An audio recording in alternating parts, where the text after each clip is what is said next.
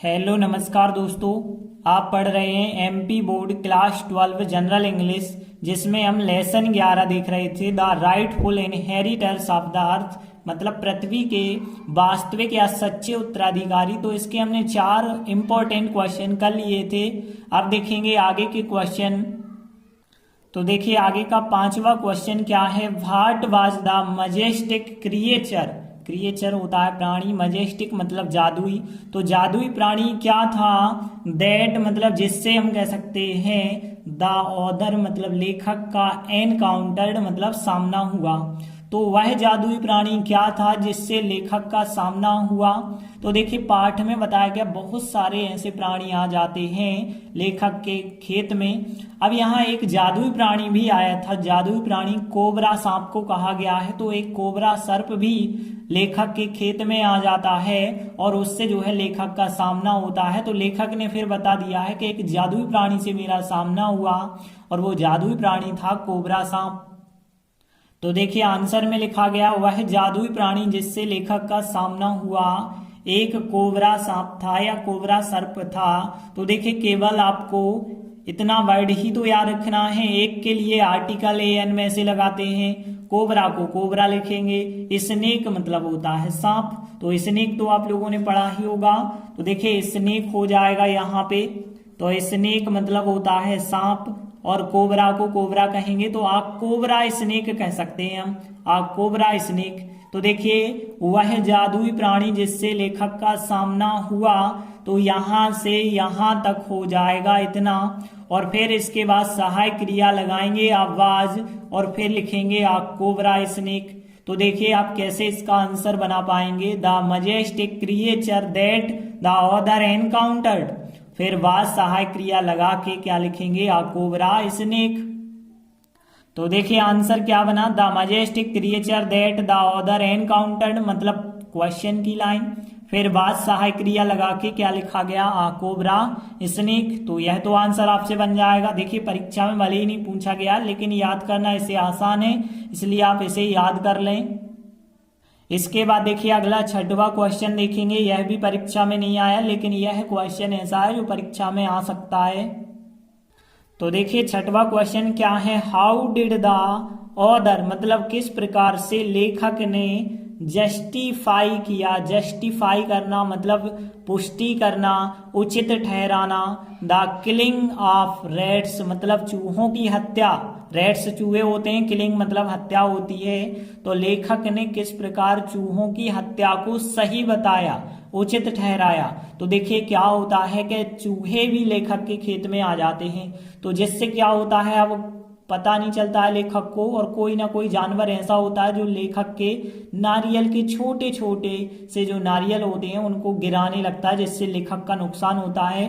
तो लेखक को लगता है कि चूहे गिरा रहे हैं, तो इसलिए लेखक जो है जहर दे देता है, जहर रख देता है और जहर से बहुत सारे चूहे मर जाते हैं। तो लेखक बाद में कहता है कि चूहों की हत्या बिल्कुल ठीक की गई है। तो कैसे ठीक की गई है, लेखक बताता है कि चूहों की जो हत्या की गई है बिल्कुल ठीक है, क्योंकि मानव जाति मतलब लोगों के जीवित रहने के लिए यह बहुत ही ज्यादा आवश्यक था। क्योंकि लेखक को लग रहा था कि चूहों ने जो है उसके जो छोटे छोटे नारियलों का नुकसान किया है, तो इस वजह से उसने कहा कि यदि वो नुकसान करते रहेंगे तो हम जैसे मानव क्या करेंगे, मर जाएंगे। तो उसने यही कहा कि मानव के जीवित रहने के लिए यह आवश्यक था, इसलिए चूहों को जहर दे के मारा गया है। तो देखिए आंसर क्या बताया गया। लेखक ने यह कहते हुए चूहों की हत्या को उचित ठहराया कि यह मानव जाति के सर्वाइवल, सर्वाइवल होता है जीवित रहने की बात है, सर्वाइवल इंग्लिश वर्ड हमने लिखा है, सर्वाइवल के लिए आवश्यक था, मानव जाति जीवित रह सके, इसके लिए चूहों की हत्या की जाना बिल्कुल ठीक है। तो यहाँ पे देखिए एक लाइन तो बिल्कुल लगभग क्वेश्चन की तरह है, लेकिन फिर भी हम जो है उसके कुछ वर्ड और जो जोड़ने हैं वो समझिए। देखिए यहाँ है कहते हुए, कहते हुए देखिए कहते हुए कहकर आ जाए तो यहाँ पे आप बाय प्लस आईएनजी फॉर्म लिखते हैं। तो हम कह सकते हैं कहते हुए से मतलब होता है कहना, तो हम कहेंगे वाय सेइंग मतलब कहते हुए। तो वाय सेइंग हो जाएगा कहते हुए। चूहों की हत्या जी लिखा है द किलिंग ऑफ रैट्स, और उचित ठहराना, ये लिखा है जस्टिफाई। मतलब कहने का अर्थ है क्वेश्चन की लाइन इतनी तो हो गई है, लेकिन बस थोड़ी सी चेंजिंग करेंगे, हम जस्टिफाइड कर देंगे, वाई हटा के IED करेंगे। तो the author justified the killing of rats. और फिर देखिए अब कितने वर्ड बचे हैं, यह कहते हुए कि। अब देखिए यह तो आप लिखते नहीं है क्योंकि कीवर्ड बोल रहे हैं, तो केवल एक वर्ड यह बचा हुआ है कहते हुए, फिर एक वर्ड बचा है कि। मतलब यहाँ पे बाय सेइंग और फिर होगा दैट। तो देखिए the author justified the killing of rats by saying कहते हुए दैट मतलब कि।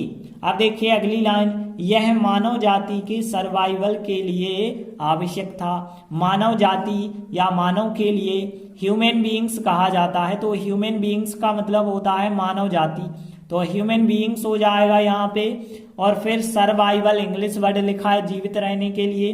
नेसेसरी मतलब आवश्यक था, और फॉर मतलब के लिए, तो नेसेसरी वर्ड तो आप लोगों को पता ही होगा। इट मतलब यह है, तो इट वाज यह था, नेसेसरी आवश्यक था, फॉर मतलब के लिए, द सर्वाइवल के लिए, ऑफ ह्यूमन बीइंग्स मतलब मानव जाति के। तो देखिए आंसर क्या हो गया, it was necessary for the survival of human beings. तो देखिए the author justified the killing of rats by saying यह कहते हुए, दैट मतलब कि, इट वाज यह था, नेसेसरी आवश्यक था, फॉर द सर्वाइवल जीवित रहने के लिए, ऑफ ह्यूमन बीइंग्स मतलब मानव जाति के। तो देखिए यहाँ इस टाइप से बनेगा answer, the author justified second form कर देना, द किलिंग ऑफ रैट्स, और फिर कहते हुए बाय सेइंग हो जाएगा, दैट मतलब कि। फिर इट वाज नेसेसरी यह आवश्यक था, फॉर द सर्वाइवल जीवित रहने के लिए, ऑफ ह्यूमन बीइंग्स मानव जाति के। तो देखिए यह आंसर ज्यादा कठिन नहीं है, एक ही लाइन आपको याद रखनी है, तो यह लाइन आराम से आप बना भी सकते हैं। इसके बाद देखिए अगला क्वेश्चन, यह जरूर हम कहेंगे कि यह क्वेश्चन दीर्घ उत्तरीय में पूछा जा सकता है। तो देखिए 7वां क्वेश्चन क्या है, व्हाट वेयर द कॉन्सिक्वेंसेस मतलब होता है परिणाम या नतीजे, तो क्या नतीजे थे, ऑफ पॉइजनिंग मतलब जहर देने के, द रैट्स चूहों को, तो चूहों को जहर देने के क्या नतीजे थे, इन एंड अराउंड द हाउस घर के अंदर और बाहर। इन मतलब अंदर हो गया, अराउंड मतलब चारों तरफ हम कह सकते हैं, तो सीधी बात कह सकते हैं घर के अंदर और बाहर। तो घर के अंदर और बाहर चूहों को जहर देने के क्या परिणाम हुए। तो देखिए जो पाठ में बताया गया है, जैसे ही चूहों को जहर दिया गया तो चूहों के साथ साथ और भी कई जानवर मर जाते हैं। 4 दिन के अंदर बताया गया है पाठ में, 4 दिन के अंदर 5 मुर्गियां, 12 गिलहरियां और 200 चूहे मर जाते हैं, और साथ में एक बिल्ली भी मर जाती है। और जो मृत चूहे होते हैं, जो मरे हुए चूहे होते हैं, वो जो उसका घर था वहीं पे एक घर भी बना हुआ था, जिसे अटारी बताया गया, तो अटारी जो थी उसकी, उसमें मृत चूहे सड़ जाते हैं और बहुत दुर्गंध आने लगती है, चारों तरफ दुर्गंध फैल जाती है। तो देखिए क्या बताया गया आंसर में, घर के अंदर व बाहर चूहों को जहर देने के परिणाम यह थे कि 4 दिनों में 5 मुर्गियां, 12 गिलहरियां, 200 चूहे और एक बिल्ली जो है मर गए। मृत चूहे अटारी में सड़ गए और दुर्गंध सारे घर में फैल गई। तो यह परिणाम हुआ था चूहों को जहर देने का, कि चूहों के साथ साथ और भी जानवर मर गए थे। तो देखिए हम इन लाइनों का ट्रांसलेट कैसे करेंगे। तो देखिए सबसे पहली चीज, एक लाइन क्वेश्चन की है, कोई प्रॉब्लम नहीं है। अब देखिए यहाँ में मुर्गियों के लिए तो आपको पता होगा, हैन मतलब मुर्गी होती है, सब लोगों को पता है। गिलहरियों की बात करें, स्क्वेरल, तो स्क्वेरल हो जाएगा गिलहरी के लिए, लेकिन गिलहरियां स्क्वेरल्स हो जाएगा। चूहे मतलब रैट, कैट मतलब बिल्ली, और यहाँ पे मर गए, मर गए का मतलब जान से मर गए, इस वजह से क्या कहेंगे, इसे किल कहेंगे। अब देखिए यहाँ पे देखिए इस लाइन के तो सभी वर्ड पता हो गए। अब देखिए यहाँ पे मृत चूहे, जैसे डेड बॉडी कहा जाता है, मतलब जो है मृत शव के लिए कहा जाता है, वैसे ही हम डेड कहेंगे, डेड मतलब होता है मृत। डेड रैट्स मतलब मृत चूहे, ठीक है, डेड रैट्स मृत चूहे। अटारी को कहा जाता है एटिक, तो एटिक का मतलब होता है अटारी, तो एटिक वर्ड आप लोगों को पता होना चाहिए। सड़ना, तो सड़ना होता है रॉट, रॉट का सेकंड फॉर्म, क्योंकि हमें सेकंड फॉर्म लगाना होगा, रॉटेड, रॉटेड मतलब सड़ गए। और फिर यहाँ पे दुर्गंध, बैड स्मेल, तो बैड स्मेल तो पता होगी आपको, दुर्गंध होती है सारे घर में, मतलब ऑल ओवर द हाउस कह सकते हैं, सारे घर में। और फैल जाना जो होता है, स्प्रेड होता है फैल जाना, तो स्प्रेड आप ध्यान रखेंगे, स्प्रेड मतलब फैलना। तो देखिए अब हम पहली लाइन की बात करें तो पहली लाइन यहां से यहां तक क्वेश्चन, तो यहां से यहां तक जो हो जाएगा आपका क्वेश्चन हो जाएगा कि the consequences of poisoning the rats in and around the house. और फिर यह तो आप लिखते नहीं है, थे के लिए आपको सहायक क्रिया वेयर लगानी होगी, तो वेयर और फिर दैट लिखना होगा। तो देखिए पहली लाइन तो सरल है, the consequences of poisoning the rats in and around the house where that. और फिर देखिए क्या लिखेंगे आप, इन 4 डेज, इन 4 डेज मतलब 4 दिनों में। तो देखिए यहां पे हो जाएगा इन 4 डेज 4 दिनों में, तो इन 4 डेज होगा।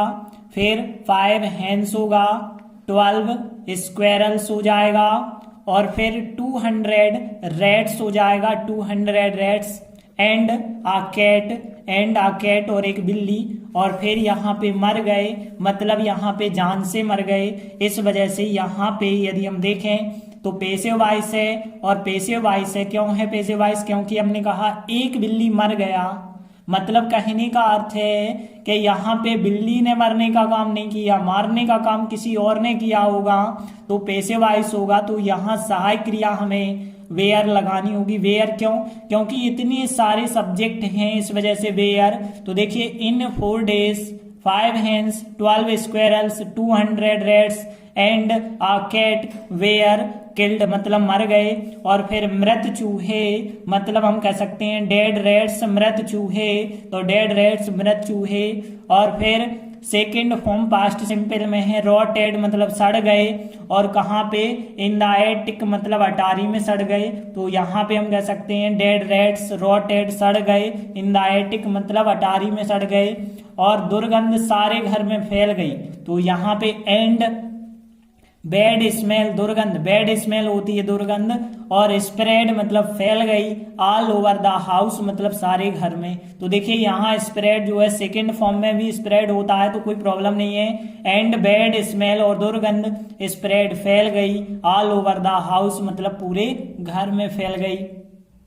तो एक बार फिर हम रिवाइज करते हैं। तो देखिए पहली लाइन थी, the consequences of poisoning the rats in and around the house, फिर यहाँ पे वेयर सहायक क्रिया, फिर दैट, और इन 4 डेज 4 दिनों में 5 hens, 12 squirrels, 200 rats and a cat were killed, dead rats rotted in the attic and bad smell spread all over the house. तो देखिए इस प्रकार से आंसर है। पहली लाइन क्वेश्चन की है कि the consequences of poisoning the rats in and around, फिर यहाँ पे थे मतलब वेयर दैट हो जाएगा की के लिए, इन 4 डेज 4 दिनों में, 5 हेन्स हो जाएगा, 12 स्क्वेरल्स हो जाएगा, 200 रैट्स हो जाएगा, एंड आ कैट, फिर वेयर सहायक क्रिया लगा के किल्ड, और डेड रैट्स मृत चूहे, रॉटेड सड़ गए, इन द एटिक अटारी में, and bad smell, the bad smell जो है स्प्रेड मतलब फैल गई, ऑल ओवर द हाउस मतलब सारे घर में फैल गई। तो देखिए जो भी लाइनें हैं यदि आप 1-2 बार ट्रांसलेट करने का प्रयास करेंगे तो बिल्कुल आपसे बनने लगेगा यह आंसर। इसके बाद देखिए अगला क्वेश्चन है, यह भी परीक्षा में नहीं आया है लेकिन इसके आने के चांस हैं वैसे कम हैं, लेकिन फिर भी हम इसे कर लेते हैं। तो देखिए 8वां क्वेश्चन क्या है, why did the poisoning, poisoning मतलब जहर देना होता है, तो क्यों जहर देने के बाद भी नॉट स्टॉप नहीं रुका, टेंडर कोकोनट्स छोटे छोटे नारियलों का, टू फाल, फाल मतलब गिरना, तो जहर देने के बाद भी जब चूहों को जहर दिया गया तो उसके बावजूद भी जो है छोटे छोटे नारियलों का गिरना क्यों नहीं रुका। तो देखिए पाठ में बताया गया है कि जो नारियल गिराए जाते थे वो चूहों के द्वारा नहीं गिराए जाते थे, और जब चूहों को जहर दिया गया, अब चूहे तो गिराते नहीं थे, कोई और गिरा रहा था, चमगादड़ गिरा रही थी, तो चमगादड़ों को तो जहर दिया नहीं गया था, चमगादड़ों को दिया होता तो छोटे छोटे नारियल गिरना रुक जाता, तो इस वजह से जो है छोटे छोटे नारियलों का गिरना नहीं रुका क्योंकि जहर चूहों को दिया गया था। तो देखिए यहाँ पे आंसर क्या बताया गया, जहर देने के बाद भी छोटे छोटे नारियलों का गिरना इसलिए नहीं रुका क्योंकि उन्हें मतलब उन नारियलों को चमगादड़ों के द्वारा नष्ट किया जाता था और ना कि चूहों के द्वारा जिन्हें हमने जहर दिया था। तो देखिए यहाँ भी यदि हम ट्रांसलेट करना चाहें तो पहली लाइन क्वेश्चन की है, तो देखिए दूसरी लाइन और तीसरी लाइन में कौन कौन से कठिन वर्ड हैं। तो देखिए यहाँ चमगादड़, तो चमगादड़ को बैट कहते हैं, BAT बैट होती है चमगादड़, बैट्स चमगादड़ों की बात हो गई। और नष्ट किया जाना, देखिए नष्ट करना डिस्ट्रॉय होता है, डिस्ट्रॉय का मतलब होता है नष्ट करना और इसका सेकेंड फॉर्म या थर्ड फॉर्म डिस्ट्रॉयड होता है। फिर इसके बाद देखिए जहर दिया गया, जहर देना जो होता है पॉइजन होता है, तो यहाँ पॉइजन क्रिया होती है, इसका सेकेंड और थर्ड फॉर्म पॉइजन होता है। और बाकी सब वर्ड पता है, जिन्हें, जो या जिन्हें के लिए हु शब्द इस्तेमाल होता है। तो देखिए बाकी सब वर्ड तो आप लोगों को पता ही है। तो देखिए पहली लाइन क्वेश्चन की कैसे आप लिखेंगे, डेड को आप स्थान पे लिखिए, तो डेड को यहाँ पे लिखा जाएगा।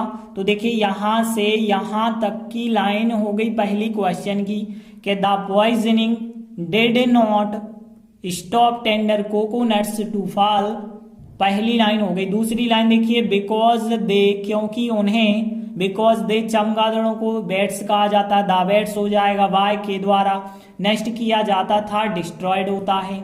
अब देखिए उन्हें नष्ट किया जाता था, पास्ट सिंपल तो है लेकिन पैसिव वॉइस में है, तो यहाँ पे सहायक क्रिया वाज वेयर में से लगानी होगी और यहाँ पास्ट सिंपल का पैसिव वॉइस जो बनता है वाज वेयर और यहाँ पे थर्ड फॉर्म बनता है, तो यहाँ दे के हिसाब से सहायक क्रिया क्या होगी वेयर, तो यहाँ because they were destroyed by the bats हो जाएगा, तो बिकॉज दे वेयर डिस्ट्रॉयड नष्ट किया जाता था बाय द बैट्स मतलब चमगादड़ों के द्वारा, एंड नॉट और ना की बाय रैट्स चूहों द्वारा, एंड नॉट ना की के लिए भी नॉट होता है, ऐसा नहीं नॉट दैट लिखें आप, and not by rats who मतलब जिन्हें, और फिर यहाँ फिर पैसिव वॉइस है तो हु के बाद वेयर आप फिर यहाँ सहायक क्रिया लगा के थर्ड फॉर्म लिखेंगे, तो वेयर पॉइजन मतलब जहर दिया गया, तो एंड नॉट बाय रैट्स, एक है ना and not by rats who were poisoned जिन्हें जहर दिया गया। तो देख लेते हैं एक बार फिर से हम ट्रांसलेट करते हैं, तो the poisoning did not stop tender coconuts to fall, फिर because they were destroyed by the bats and not by rats चूहों द्वारा हु वेयर पॉइजनड जिन्हें जहर दिया गया। तो देखिए क्या आंसर बना है, द पॉइजनिंग डिड नॉट, देखिए यहाँ द पॉइजनिंग फिर did not stop tender coconuts to fall एक लाइन क्वेश्चन की, फिर बिकॉज दे क्योंकि उन्हें, वेयर डिस्ट्रॉयड नष्ट किया जाता था बाय द बैट्स चमगादड़ों के द्वारा, एंड नॉट बाय रैट्स और ना कि चूहों के द्वारा हु वेयर पॉइजन जिन्हें जहर दिया गया। तो देखिए यह तो सरल है, एक दो बार आप बनाएंगे तो बिल्कुल आराम से बन जाएगा, लेकिन सातवां क्वेश्चन दीर्घ उत्तरीय वाला क्वेश्चन है जो अक्सर दीर्घ उत्तरीय में पूछा जा सकता है। तो इस प्रकार आज हमने 4 और इम्पोर्टेंट क्वेश्चन कंप्लीट किए।